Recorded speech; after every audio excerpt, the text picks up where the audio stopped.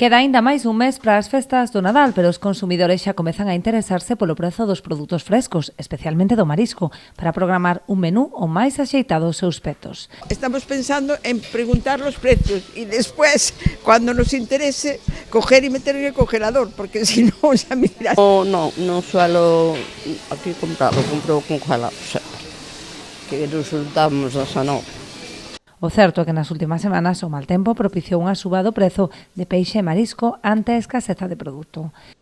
Notase suba, pero non é a cercanía do Nadal, é o mal tempo que hai. Entón hai pouco peixe, canto hai menos hai, máis vale, porque todo o mundo o queremos. Hai moi pouquiño peixe. Ao haber mal tempo, é o que está subindo, senón non é polo Nadal.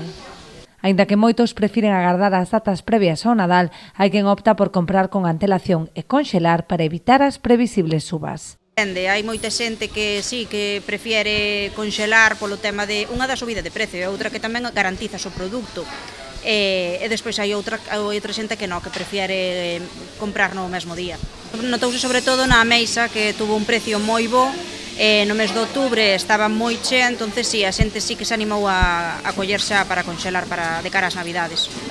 Algún marisco sí, peixe suelen leválo fresco. Entre os mariscos máis demandados, dos que as peixeiras xa comezaron a recibir algúns encargos, destaca a cigala, a nécora, a centola ou a ameixa.